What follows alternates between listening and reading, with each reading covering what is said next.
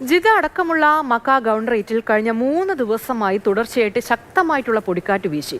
പൊടിക്കാറ്റടിച്ചതോടെ അന്തരീക്ഷമാകെ മാലിന്യങ്ങൾ കൊണ്ട് നിറഞ്ഞിരിക്കുകയാണ്. ജനങ്ങൾക്ക് പുറത്തിറങ്ങാൻ മടിച്ചത് കച്ചവട സ്ഥാപനങ്ങളെയും പ്രതികൂലമായി ബാധിച്ചു. കഴിഞ്ഞ കുറച്ചു ദിവസമായി ജിദ്ദയിലും മക്ക മേഖലയിലെ മറ്റ് നിരവധി ഗവർണറേറ്റുകളിലും ശക്തമായ പൊടിക്കാറ്റ് വീശിയടിച്ചുകൊണ്ടിരിക്കുകയാണ്. ശനിയാഴ്ചയായിരുന്നു ഏറ്റവും ശക്തമായി പൊടിക്കാറ്റടിച്ചത്. ജിദ്ദ, റാബിക്, ബഹ്റ അൽ കാമിൽ, ഖുലൈസ് അല്ലീത്ത് എന്നീ ഗവർണറേറ്റുകളിൽ പൊടിപടലങ്ങൾ ഇളക്കിവിടുന്ന സജീവമായ കാറ്റ് വീശുമെന്നും ദൂരക്കാഴ്ചയ്ക്ക് ഭംഗമുണ്ടാകുമെന്നും നേരത്തെ തന്നെ ദേശീയ കാലാവസ്ഥാ നിരീക്ഷണ കേന്ദ്രം പ്രവചിച്ചിരുന്നു. മക്കയിൽ പൊടിപടലങ്ങൾ ഇളക്കിവിടുന്ന സജീവമായ കാറ്റും ഇടിമിന്നലും മഴയ്ക്ക് സാധ്യതയുണ്ടെന്നും അധികൃതർ അറിയിച്ചു. പരമാവധി താപനില 39 ഡിഗ്രി സെൽഷ്യസും കുറഞ്ഞ താപനില 29 ഡിഗ്രിയുമായിരിക്കുമെന്നും ഈർപ്പനില ഏകദേശം 40% റിപ്പോർട്ടുണ്ട്.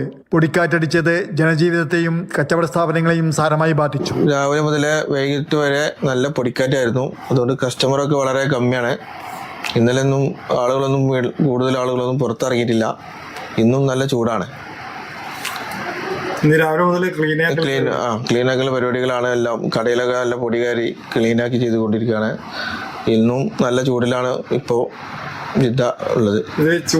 ചൂടിലേക്ക് മാറ്റത്തിലേക്കുള്ള ഇതാണ് വരുന്നത്. ഈ പൊടിക്കാറ്റിൻ്റെ ഈ ചൂടിലേക്കുള്ള തുറക്കാണ് വരുന്നത്. തുറസായ പ്രദേശങ്ങളിലും ഹൈവേകളിലും ഉൾപ്പെടെ ശക്തമായ കാറ്റുണ്ടാകും. കാറ്റിന്റെ വേഗത മണിക്കൂറിൽ 40 മുതൽ 49 കിലോമീറ്റർ വരെ എത്തുമെന്നും കേന്ദ്രം മുന്നറിയിപ്പ് നൽകി.